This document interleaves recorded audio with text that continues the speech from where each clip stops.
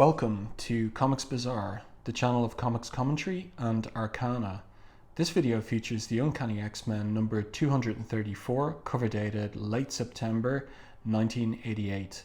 This is a stunning, iconic cover by Marc Silvestri and Dan Green, featuring Wolverine in process of transformation into a brood, as he was implanted with an egg in the previous issue. So a great combination of artwork and colors on this particular cover. How could you be 10 or 12 years old, see this on the racks and not pick it up? That's what I want to know. So let's open this one up, and it starts once again in Denver, Colorado, at this particular diner, which is a diner in which blue collar workers and hipsters, 1980s hipsters, hang out. And there is a sudden interruption of their late night good times when through the window crashes Ali, Dazzler, and this brood possessed human. So a great splash page here by Silvestri. And the creative team this particular issue is Claremont writer as always, Silvestri penciler, Joseph Rubinstein on inks. So after covering the first two issues of this trilogy, Dan Green has given way to Rubinstein. And I think the opening half of the issue is pretty good from Rubinstein, but the second half of the issue seems a little rushed to me, but I'll talk more about that in due course. Glynis Oliver, colorist, and Tom Orzechowski, letterer, round out the creative team. So Dazzler is fighting off this mutant possessed by the brood. He calls himself Spitball, and the humans in the diner take her on. They misinterpret her role in things. She's trying to protect them, as she says to them, "I'm one of the good guys." And Spitball has this mutant power of unleashing superheated energy plasma that explodes on contact with surfaces. So then this other guy comes in, whip hand, and he also catches Dazzler by the neck with his tentacles. One of the humans decides to fight back. He is captured by one of the brood, and Dazzler also isn't doing too well here. And a running joke in the background of these panels is this kissing couple who are completely oblivious to the mayhem in the diner. And then what happens is Longshot arrives. So we didn't see much of either Longshot or Dazzler in the previous issue, so Claremont is balancing that this issue. And Longshot gets caught in the neck by Whip Hand, who now has Dazzler and Longshot locked down. And what happens then is that Longshot's expression changes. And this guy says, "I'm killing you, fool, or are you too stupid to notice?" When out pops this organic steel hand that clamps down on his mouth. And we get this caption here: "This is Colossus." We have to turn the page, and what do we get on the next page? Snap, and a reaction shot of the diners in the venue. So pretty brutal stuff there from Colossus. But the X-Men by this point have hardened their attitude to the brood, even though they're possessing humans. And here is Storm now entering and taking out one of the brood, killing it with her lightning blast. Now Rogue is currently under or possessed by one of the mutant broods, who has a power of taking control of people by pheromones. So she flies this guy away here. And then the kissing couple finally twig to what's gone on. And when they note the state of the place, they just go back to their kissing again. Then we get this really, really interesting switch back to the X-Men's headquarters in Australia, where Madelyne Pryor has been knocked unconscious by the computer systems, and where she is in some kind of weird dream state, and her unconscious body is attended to by Gateway, who has come down from his hilltop to watch over her but not interfere. And on the screens we see into her dreamscape, hallucination, trip, and Gateway also in the dreamscape is watching her from atop the hilltop. And he watches her walk out into the desert. In the previous issue, all her features were taken away from her by Cyclops and put onto Jean Grey. So she's got no features of her own. But under the desert sun, the sun is a furnace, the desert a forge, paring her down to her essence, making her one with the land. She returns to her native features. And then we get this, I love this page, with these vertical panels of Madelyne tripping over a skull, falling down into a lake of water, and emerging naked to be robed by this mysterious long-nailed character until we turn the page again. There's great setup in this comic in terms of page reveals, where the pages have been laid out perfectly in respect of the ads for these cliffhanger moments. And something else I want to note about this particular page is, again, there's a great combination of Silvestri telling the story with his images and Claremont holding back from over dialoguing or over captioning what we can see in Silvestri's art. So I like that synergy that there is between writer and artist in these kinds of pages. So who is it that has put this black robe around Madelyne except Sim? Now Sim is, his first appearance was Uncanny X-Men 160, and he was introduced, co-created by Claremont and Brent Anderson, who's the artist of God Loves, Man Kills. And he was created to be a parody of Dave Sim's independent published character Cerebrus. So he looks a bit like him, smokes the cigar like him, has the same kind of speech pattern as him, but is a demon from Limbo. So Sim leads Madelyne up to this golden palace, it seems. And here we have this great little scene here with this lizard creature drinking wine from this bowl. And Sim lays hands on the lizard, which squeeze, and then he turns it into gold. And he pours from the lizard the wine into Madelyne's mouth. This is like some kind of implicit ritual that is happening here. And then he shows her on his long fingernails various facets of who she could be. What you were, what you are, what you dream of becoming. So the girl, the pilot, who she is at present, and who she could be. This more demonic looking figure. See anything you like, he says? Think about it. What better way to exercise the parts you detest than by confronting them? And where better to yield to temptation than in a dream, is the implication. Hey, if you can't indulge your wildest fantasies in a dream, he says, then where?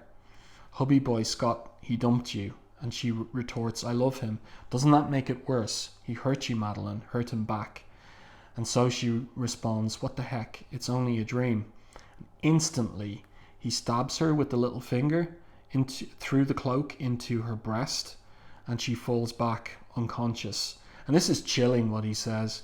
There are no dreams, only different shapes, different orders, different tastes of reality as he tastes and licks her blood. And you've just bound yourself to mine. And there we see her for the first time in what we later learn is her Goblin Queen costume.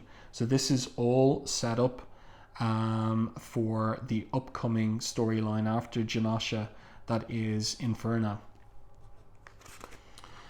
And then we go back to Colorado, and we go back to the Reverend William Conover's service, Glory Day service. It's a dawn service. And we catch up with him and his wife, who suffers from arthritis. And we have him wondering again, or rather, asserting that if he could help her with the arthritis through his prayers, he would.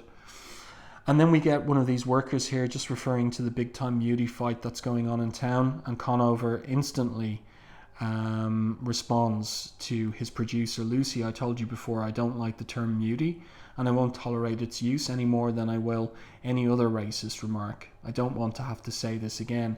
So this is part of the way that Claremont is painting the Reverend William Conover in this storyline, and it is, in my view, a balancing of the scales in respect of the other Reverend Pastor William Stryker that Claremont wrote in God Loves Man Kills that I mentioned earlier, drawn by Brent Anderson, who was a bigot and whose view of mutants was precisely racist and bigoted.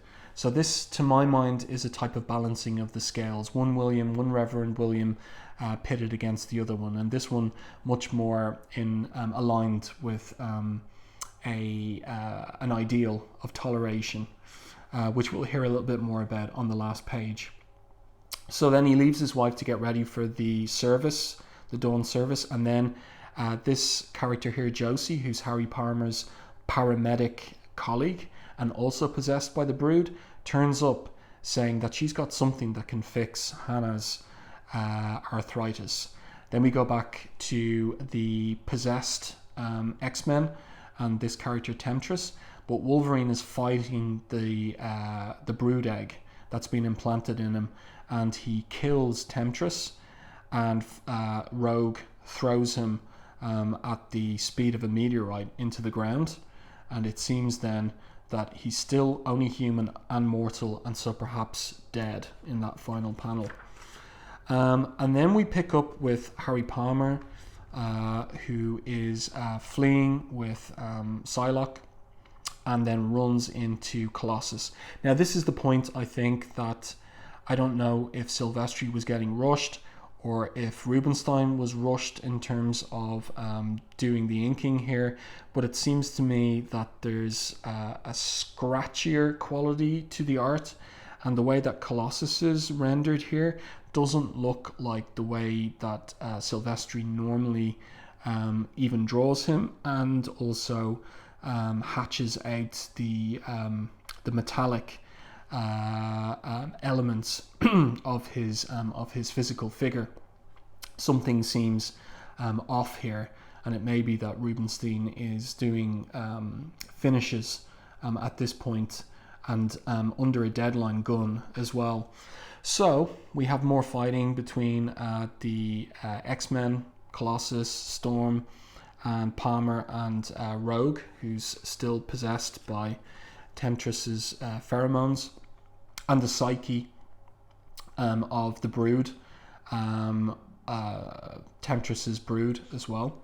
And then arrives Dazzler and Longshot on the motorbike. This is pretty cool. And is it the motorbike that the X-Men gave her as a Christmas present back in number 230, the Christmas issue? Could be. But certainly she has learned to ride one of these bikes with style at this point. And she uses her laser powers to take out Rogue, knock her out cold, while avoiding hitting Storm. And so those gathered at Red Rocks for Conover's dawn service are struck by the light show. But Conover asks them to stay calm, and then arrives on stage Wolverine, who is worse for wear, battling the Brood egg within him. And Conover disregards his assistants, telling him to wait for the cops and paramedics, and he goes straight over to Wolverine and says to him, he decides to pray over Wolverine, and he thinks what Wolverine is saying here, listen to me, nothing you can do inside me growing, eating me alive. He thinks it's drugs, and perhaps prayer will help him through the withdrawal. So he starts to pray, hear me, O Lord, and in thy mercy cast out the demons tormenting this poor soul. And at that point the Brood asserts itself, so Wolverine's face transforms into a Brood face, and he attacks Conover. But Conover continues with his prayer. Merciful Lord, I beg you, raise high the sword of righteousness and smite this abomination. And the brood responds, fool, your pathetic words are no salvation. But suddenly there's a change. No, not now, not so close to victory. And Conover continues his exorcistic prayer. And as he does so, Wolverine's healing factor, as he thinks, does its job, expelling the brood embryo from his body, same as it would any infection. While Conover is convinced of the power of his prayer and how effective it's been. And then he's caught by this character, Tension, who grabs him. And Havok, who wrestled morally in the previous issue with killing the humans possessed by broods, takes him out with his plasma blast and thinks to himself, didn't even hesitate this time. Is it true what they say, that once you start killing, each one becomes easier? Meanwhile, these two characters are creeping up on him, spitball again, and then rescued by Longshot. This wall falls on top of Spitball and Tension, so they're hoisted by their own petard. Spitball's plasmic ball knocks over the wall on top of them and kills them, presumably. But then emerges Harry Palmer with Conover's wife as a prisoner. And meantime, Wolverine here, climbing under the stage, pops up. This is great dialogue from Claremont. Like Ben Franklin said, Bub, only two things certain in life, and this ain't taxes. And then Harry Palmer's, the remnant of his psyche, comes to the fore, and he begs to be spared and pleads innocence in terms of what he's done. And Wolverine thinks to himself, yeah, he's reverted to his human persona, the facade. He doesn't remember who he really was. But Wolverine responds, you don't understand, Bub. Harry Palmer died a long time ago. Now at last he'll have his chance to rest in peace. And then we get that sound effect snicked, and we know that he has popped his claws right into Harry's brain. And that's the end of Harry Palmer and his brood. So then we come to our last page, and we have the aftermath. The paramedics and police have arrived, and the X-Men have disappeared. And Conover is convinced that that the Lord granted him some sort of healing power. But what has happened too is that his wife's arthritis has disappeared, and he thinks that too is down to faith. And he concludes with this very considered speech arguing for tolerance of mutants, and saying to this character from X-Men continuity, Trish Tilby, however fearful mutants may appear and threatening they seem, they are still humanity's children, and if we, their parents, abuse them, abandon them, what right have we to expect them to do other than hate us for it in return? Abraham Lincoln told us, a house divided against itself cannot stand. As that applied to our United States, shouldn't it also for the whole human race? Mutants are our children. They may well represent the future of our species, and whatever happens, we must bear responsibility. I, for one, would prefer and will work with all my heart and soul for that future to turn out for the best. But even as Claremont chooses to end the issue on this hopeful speech, as so often he does, there is this other side to things where Josie is walking away with this wicked smirk on her face, and we have to infer that she has implanted a brood egg in Conover's wife, and that is the source of the healing of the arthritis. And so there is a dark subtext to this conclusion that undermines Conover's sunny speech and plea for tolerance. And then we have a switch back to Australia, and the X-Men arriving into the town again, while Madelyne is still unconscious on the ground, and as the caption makes plain, Madelyne Pryor lies more than alive, less than dead, transfigured by a dream that's fast on the way to becoming reality. So these are notes in the run-up to, as I said earlier, the Inferno storyline. Okay, so I hope that you have enjoyed this review and commentary on Uncanny X-Men 234. As I said earlier, how could one pass this cover by on the stands? Well, I didn't get this issue when it originally came out on the stands. I never saw it on the stands. This is how I read the Brood trilogy for the first time in the summer of 1996. The 3 issues were packaged together and printed here with a new cover, a gatefold cover by, or not a gatefold cover, but a cover front and back by Ian Churchill. So we've got scenes there from the storyline, including Sim there and Madelyne Pryor in her Goblin costume, and the X-Men versus the Brood. And this was reprinted at the time in order to catch readers up on the particular storyline, because a comic was coming out in 2 parts, X-Men versus Brood, written by John Ostrander and illustrated by Brian Hitch, which picked up on the ending of 234, picked up with William Conover and his wife, and followed up on what had happened to the wife.